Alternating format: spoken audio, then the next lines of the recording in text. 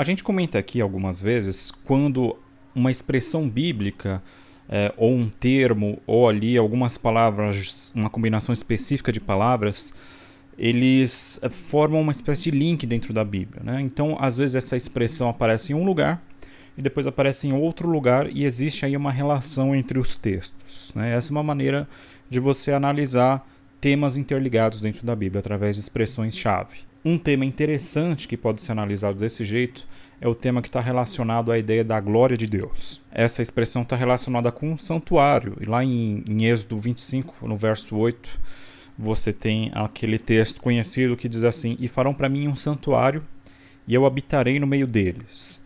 Então Deus ordenando os israelitas a construir um santuário para que ele possa habitar ali entre o povo.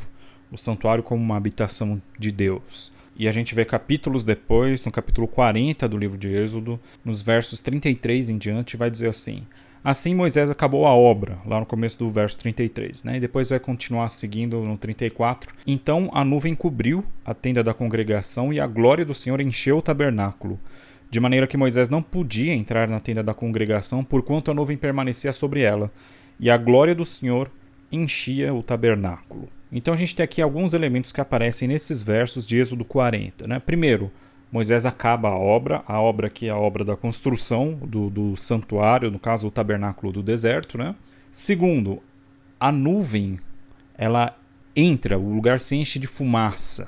Diz aqui de tal modo que Moisés não conseguia nem entrar dentro do santuário.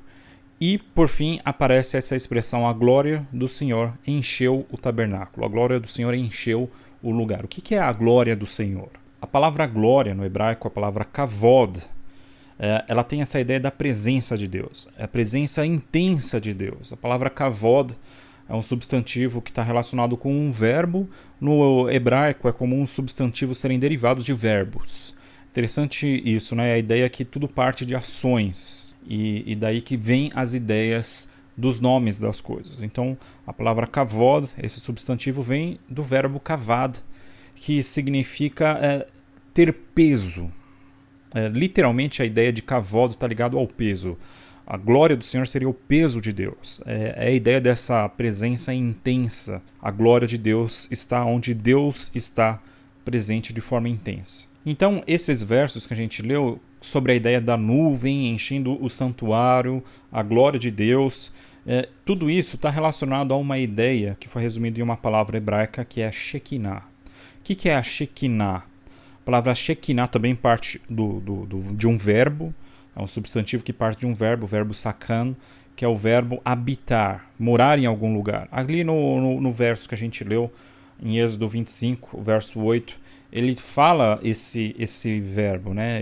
E me farão um santuário e shachanti, eu vou sakan, eu vou habitar entre o povo. Então, a palavra Shekinah significa habitação, é o lugar onde Deus habita, onde Deus sakan. E ela está relacionada a toda essa ideia. A nuvem, que é a presença de Deus, a glória de Deus enchendo o santuário, torna o lugar a habitação de Deus. A Shekinah está naquele lugar onde Deus está. Então, assim que o santuário do deserto, o tabernáculo, ele é construído, Deus enche o lugar de forma tão intensa, densamente, que as pessoas não conseguem entrar lá. Ali, então, a gente tem a expressão: a glória de Deus encheu o lugar. Essas ideias todas, elas aparecem em mais de um lugar da Bíblia, não só lá em Êxodo, no capítulo 40. Séculos depois de Moisés ter construído o tabernáculo no deserto, que era uma espécie de uma tenda, na verdade, né? A gente chama de tabernáculo e não de santuário. É comum chamar mais de tabernáculo do que santuário, porque não era uma construção mesmo, um prédio. Era uma grande tenda. E aí Davi, séculos depois, ele está lá no palácio que ele construiu e ele olha para o tabernáculo e fala: puxa, Deus habita numa tenda e eu moro em um palácio, eu vou construir um santuário para Deus. E aí Davi faz todo o trabalho de recolher as coisas, né? Tem uma ideia interessante aí que Deus fala para Davi: não, você não vai construir para mim uma casa. Aí vem a ideia de casa de Deus, do santuário. Eu que vou construir uma casa para você. E aí um jogo de palavras, né? A palavra casa tem o sentido de descendência também em hebraico. Então, olha, você não vai construir uma casa para mim, eu é que vou construir uma descendência para você.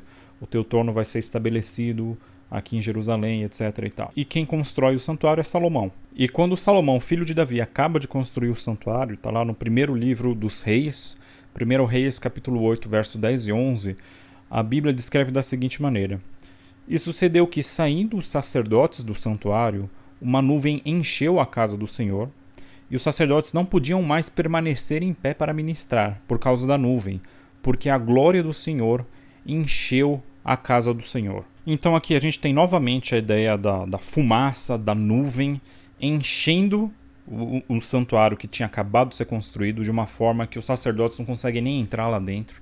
E aí você tem a expressão de que a glória do Senhor, Kavod Adonai, encheu o lugar. A gente tem essa repetição. A glória do Senhor, a nuvem, e a gente tem a outra expressão também, que é a ideia de terminar a obra. Vaihal et hamelacha, a mesma expressão que Moisés, quando termina a obra, aparece aqui um capítulo antes, quando está descrevendo a finalização do santuário por Salomão, lá no capítulo 7, verso 51, e diz: assim se acabou toda a obra que fez o rei Salomão para a casa do Senhor. Vaihal et hamelacha. E essa expressão, terminar a obra, ela aparece em mais um outro lugar da Bíblia, formulado dessa maneira, que está lá no livro de Esdras, capítulo 6, verso 14, que se refere ao período, séculos depois de Davi, para o período do exílio, da volta do exílio babilônico. Depois do período monárquico de Israel, Israel é dividido entre Reino do Norte e Reino do Sul, e no final os reinos são destruídos por povos que estavam em volta. Os assírios destruíram o Reino do Norte e o Reino do Sul, onde permanecia a descendência de Salomão, de Davi, no trono. Então esse reino é destruído pela Babilônia. E os israelitas são levados para o exílio babilônico, passam lá 70 anos, e quando eles retornam, eles reconstroem o santuário, o último santuário que teve, o segundo templo, que você tem o tabernáculo no deserto, depois você tem o primeiro templo construído por Salomão, e a gente tem aqui falando da construção do segundo templo lá em Esdras, capítulo 6, verso 14, e a gente tem a seguinte expressão: e edificaram e terminaram a obra conforme o mandado do Deus de Israel. Vaihalet hamelaha, a obra é terminada. Mas curiosamente, o término da obra do segundo templo, lá no período de Esdras, ele não é descrito com os outros elementos que a gente está acostumado depois, que é a nuvem descendo, enchendo o lugar, e a expressão a glória de Deus encheu o lugar. A gente não tem essas expressões aparecendo logo em seguida ali no texto de Esdras. A gente só tem o terminar a obra, o santuário foi construído. A gente só tem uma menção à glória de Deus nesse segundo templo, do período pós-exílico, em um texto profético. Lá no livro de Ageu, capítulo 2, os versos 7 e verso 9, vão dizer assim: e farei tremer todas as nações, e virão coisas preciosas de todas as nações, e encherei esta casa de glória, diz o Senhor dos Exércitos, referindo a esse templo que eles tinham construído na volta do exílio. A glória desta última casa será maior do que a da primeira, diz o Senhor dos Exércitos. E é interessante a gente pensar aqui de que forma essa profecia é cumprida. Porque no ano 70 depois de Cristo, a gente tem a destruição desse santuário. O segundo templo é destruído por Tito, o imperador Tito, pelos romanos no ano 70, e a gente não tem mais esse santuário, esse templo. Ele não é reconstruído, Até hoje você não tem mais nenhum santuário em Israel, santuário dos judeus, dos israelitas. Então, quando se cumpre essa profecia? Quando é que a glória de Deus enche o segundo templo de uma forma ainda maior do que aconteceu no primeiro templo, quando a gente tem toda aquela descrição, como no período de Moisés, da fumaça e da presença de Deus enchendo, e os sacerdotes não conseguiam nem entrar dentro da casa? O que a gente consegue perceber é que nesse segundo templo foi o período em que Jesus viveu, e o próprio Jesus esteve presente ali no templo e ensinou naquele lugar, naquela construção, Depois de Jesus viver e aparecer lá e ensinar lá por algum tempo, passam-se ali algumas décadas e o templo é destruído e nunca mais é reconstruído novamente. Então, a única forma dessa profecia de Ageu 2, os versos 7 e 9, ser entendida como sendo cumpridas é se referindo à presença de Jesus, Jesus sendo ele mesmo uma manifestação intensa divina. O próprio Cristo é a glória de Deus, né? Como o próprio Jesus fala, quem vê ao Pai, vê a mim. Então, quando você olha para Cristo, você está vendo o próprio Deus. Ele esteve ali no santuário, ele se manifestou, a glória de Deus se manifesta nesse segundo templo de forma ainda mais intensa do que no primeiro templo, através da figura, através da presença de Jesus. Mas e agora? Quase 2000 anos depois de que o santuário foi destruído, e a gente vive então no mundo sem a glória de Deus, sem a Shekinah. Não existe mais no mundo a Kavod Adonai, a glória de Deus, a presença de Deus de forma intensa. Será que a terra, depois da destruição do templo, ela está abandonada da presença de Deus? A gente vê essas expressões da fumaça e da glória de Deus, e até da ideia de terminar a obra, aparecendo em mais alguns outros lugares da Bíblia. Isaías capítulo 6, o verso 1 a 5, vai dizer o seguinte, são versos conhecidos, mas tem um detalhe aí que muitas vezes a gente passa batido. Diz assim, eu vi também ao Senhor assentado sobre um alto e sublime trono, e a cauda do seu manto enchia o templo. Serafins estavam por cima dele. Aqui Isaías está descrevendo uma visão que ele tem do trono de Deus. Então lá no capítulo 6 de Isaías, ele vê Deus dentro do santuário, né? E Deus está sentado em um trono que fica dentro do santuário. E havia essas figuras, os serafins, em volta de Deus. A palavra serafim, literalmente, em hebraico a palavra saraf, ela significa ardente, ardente como um fogo, como um brasa. Então esses anjos, eles têm, é como se eles tivessem uma impressão de algo que queima, de fogo ardendo, né? A visão é complementada no final com brasas também nos pés do trono. Então a ideia de que esses seres, esses serafins, eles são anjos ardentes, anjos de fogo. E o texto descreve eles como tendo 6 asas. Com 2 asas eles voam, com 2 asas eles cobrem o rosto e com 2 asas eles cobrem os pés. E eles estão constantemente diante do trono de Deus. E esses anjos, eles têm uma só função, é declarar o tempo todo uma coisa diante do trono de Deus. Eles são anjos que a função deles é como se fossem guardas reais. A função deles é estar diante de Deus e proclamando isso daqui que o texto vai dizer, né? E clamavam uns aos outros, dizendo, Santo, Santo, Santo é o Senhor dos exércitos. Toda a terra está cheia da sua glória. E os umbrais das portas se moveram à voz do que clamava, e a casa se encheu de fumaça.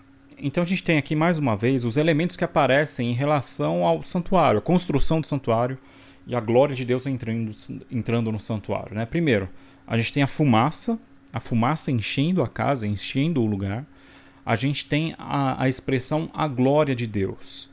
E olha que interessante, o que esses anjos estão declarando? Eles não estão declarando uma coisa genérica comum, né? Eles estão falando Santo, Santo, Santo é o Senhor, Deus dos exércitos. Estão proclamando a santidade de Deus 3 vezes, né? Quer dizer, é uma ênfase que se dá na santidade de Deus. E depois eles vão fazer assim, toda a terra está cheia da sua glória. Eles não estão falando que o santuário de Deus está cheio da glória de Deus. Eles estão falando que a terra está cheia da glória de Deus, né? Melohol haaretz kevodó. Toda a terra está cheia da sua glória. Quer dizer, a glória de Deus não é uma manifestação que se restringe ao ambiente do santuário, do templo. Isaías vê Deus sentado no seu santuário, sentado em um trono dentro do santuário, e o que os anjos estão declarando é que a glória de Deus, ela não se restringe àquele lugar. Toda a terra está cheia da glória de Deus. A glória de Deus, ela está em todo o lugar, todo lugar. Ela está aqui agora onde eu estou gravando o vídeo, ela está aí agora onde você está assistindo, ela está no profundo do oceano, ela está no Congresso Nacional, ela está na boca onde se vende droga, ela está no meio do deserto, ela está no meio da floresta amazônica, ela está em uma ilha no meio do Pacífico. A ideia é que a glória de Deus, assim como ela enchia o santuário, de uma forma que se tornava insuportável para os seres humanos, aquela presença intensa de Deus, o peso de Deus no lugar, essa mesma glória de Deus enche a terra inteira. Essa ideia da glória de Deus enchendo toda a terra, ela se completa com mais um texto, né? A gente falta aí a expressão Vaihal et Hamelachá, e terminou a obra. E essa expressão não aparece em Isaías, mas ela aparece em Gênesis, lá quando Deus termina a criação dele, acaba de criar o mundo. Lá em Gênesis capítulo 2, o verso 2 diz assim: havendo Deus acabado no sétimo dia a obra que fizera, descansou no sétimo dia de toda a sua obra que tinha feito. Quer dizer, de certa forma, Vaihalet HaMelachá, terminou a obra, se refere a toda a terra, de uma forma que toda a terra é, de certa forma, o santuário de Deus também. E essa ideia ela aparece de novo no próprio livro de Isaías. Capítulo 66, o verso 1 e 2. Assim diz o Senhor: o céu é o meu trono e a terra o escabelo dos meus pés. Que casa me edificareis vós? E qual seria o lugar do meu descanso? Porque a minha mão fez todas essas coisas, e assim todas elas foram feitas, diz o Senhor. Quer dizer, quem realmente constrói o santuário, que é a casa de Deus e a habitação de Deus, é o próprio Deus, quando ele cria o mundo, quando ele cria o universo. Por isso, o mundo é o lugar onde descansa a glória de Deus. O mundo é o lugar onde é o santuário do próprio Deus. A gente vê a ideia da glória de Deus sendo declarada pela sua criação, por exemplo, no Salmo 19. Né? Os céus declaram a glória de Deus e o firmamento anuncia a obra das suas mãos. Um dia faz declaração a outro dia e uma noite mostra a sabedoria a outra noite. Não há linguagem nem fala onde não se ouça a sua voz. A sua linha se estende por toda a terra, suas palavras até o fim do mundo. Neles pôs uma tenda para o sol, o qual é como um noivo que sai do seu tálamo e se alegra como um herói a correr o seu caminho. A sua saída é de uma extremidade dos céus, e o seu curso vai até a outra extremidade, e nada se esconde ao seu calor. Quer dizer, em qualquer lugar que você estiver, existe uma testemunha da glória de Deus. Uma testemunha que declara a glória de Deus, que é a própria criação dele, o próprio mundo, a própria existência. Os céus e a terra declaram a glória de Deus. E o Salmo 139 também vai falar dessa presença intensa de Deus em todo o mundo. Né? O Salmo 139, a partir do verso 7, para onde me irei do teu espírito, ou para onde fugirei da tua face? Se eu subir ao céu, lá tu estás. Se fizer no inferno, na sepultura, no Sheol, a minha cama, eis que tu ali estás também. Se tomar as asas da alva, se habitar nas extremidades do mar, até ali a tua mão me guiará, a tua destra me susterá. De certo que as trevas me encobrirão, então a noite será luz à roda de mim. Nem ainda as trevas me encobrem de ti, mas a noite resplandece como o dia. As trevas e a luz são para ti a mesma coisa. Quer dizer, aquela mesma presença intensa de Deus que aparece para Moisés no deserto, aquela mesma presença intensa de Deus que aparece para Isaías, quando ele tem a visão do trono de Deus, aquela mesma presença intensa de Deus que João vê na ilha de Patmos, essa mesma presença está em todo lugar. Apesar de muitas vezes a gente não ter a consciência da presença de Deus, da glória de Deus enchendo o lugar, se a gente pudesse ter essa consciência, todo lugar se tornaria insuportável para nós, porque todo lugar, toda casa está cheia da fumaça e da nuvem. A glória de Deus enche toda a terra.